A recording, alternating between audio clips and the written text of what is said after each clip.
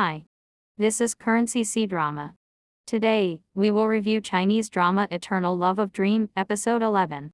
Xia Ren was rescued by the assassinated Phoenix, and Zhu Xing and Xuan Ren found a beneficiary to leave Xiaojia as a guard. Si Mingxing Jun had read Dong Hua's Yundi, and when he saw that his love for the war had not yet come, he knew that it must be Feng Jiu Jafan who had gone to him, so he hurried to Qing Qiu. When she saw Feng Jiu's unusually pale face, she knew that she was right.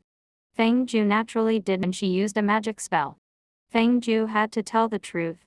Si Mingxing Jun secretly sighed and resignedly told Feng Jiu the truth, saying that Dong Hua Emperor had gone to the world to recover and she had interfered with the Emperor's exile.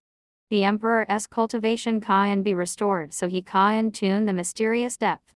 At that time it may break the seal, and the calamity to all living beings in the world will be incalculable. Feng Jiu was shocked when she heard what she said. She only knew that Dong Hua Emperor had been in order to learn about the 7 sufferings in the Buddhist scriptures, but there was such a hidden feeling, but she got for a while that she did not interfere with Dong Hua Emperor's calamity, but instead rescued. How could he cause such serious consequences?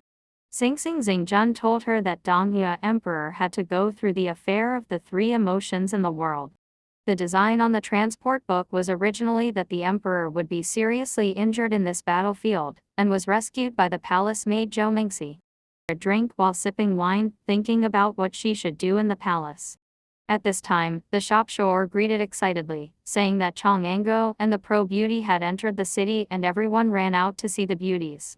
Feng Jiu was informed, and also curious about what Dong Hua Emperor's wife looks like in the world, and then came to the street with the crowd. Seemed to have a hidden meaning, so she stopped asking, and took her into the palace with her. At the palace, Feng Jiu was thinking of seeing the emperor. She couldn't help but feel a little nervous. She took a deep breath to comfort herself. At this time, the emperor was just a mere mortal. There was no previous memory. There was no need to be nervous. And asked him to stay in the palace as a guard, often accompanying him. Xuan Ren promised, and promised to reward him in the future. The assassins who died were sent by the king. The original intention was to get rid of the pro-princess, stir up the troubles in the 2 countries, and use the hand of Chang'an to attack Wang Jun. After the defeat, the 3 dead men who had fled returned to the palace to return to his life, but he was given poisonous wine and died. In the hall today, Ying Wang learned that the assassination failure was actually due to the small 9 in front of him, and he couldn't help secretly hating her. After returning to the Wanyan Palace, Ling Xiang and Chu Wan talked about assassination. Chu Wan did not think that the people of Cheng Yugo had done it because she had an accident. There was no benefit to Cheng Yugo. She was more inclined so in Chang'an. Some people were jealous of Nai Chuyan's contribution and planned it. She instructed Ling Xiang to get in touch with the palace people as soon as possible, familiarize herself with the terrain in the palace, draw a map for herself, and Ling Xiang took the lead. After Yi Qingti's investigation, he didn't get any clues about the assassin. Xuan Ren was worried that the assassin would assassinate again, so he ordered Yi Qingtai to be the leader of the Forbidden Army, guard the palace's security, focus on guarding Wanyan Palace, and let him personally arrange Xiaojia to be a guard. That night, Yi Qingtai came to Feng Jiu with her precious wine, thanked her for saving her life, and asked her to be a little leader under her own hands. Feng Jiu was told that he only needs to make a few rounds of inspections in the palace every day, and the errand is very leisurely and very desirable, and he agrees happily. After 3 rounds of drinking, Yi Qingtai proposed to be a heterosexual brother with Feng Jiu. Feng Jiu secretly embarrassed after hearing the words. Yi Qingtai saw that he was hesitant and felt that this proposal was abrupt. Wu Xuanren reviewed the one-night performance and felt a little tired. He wanted to go out for a walk. Hearing that Xiao Ju was placed in a side hall not far from his Muning temple, he decided to sit there. At this time, Feng Ju was on top of her head, feeling a little stuffy, and came out to walk. When she walked to the pond, she suddenly saw a snake swim to her feet, screamed in shock, jumped her feet, and closed her eyes. I ran forward and hit the Wanren who was here. They fell into the pond, beside the road. After Wu Fengjia popped, Feng Jia's wine was suddenly awoken, and she quickly plunged into the water again. The eunuchs and guards who accompanied him reacted from the shock at this moment, and quickly jumped out of the pond and scrambled Xuanren up. Xuanren didn't care about others, so he quickly searched for the trace of the woman in the pond.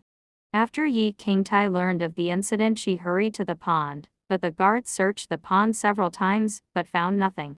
Yi Qingtai felt that the matter was very strange. After returning to Muning Palace, the eunuch presented ginger soup to Xuanren and proposed again that he might as well go to Wanyun Palace and let Wang Jia move with him, but Xuanren still was frightened by Wang Jia and needed rest. Rejected by.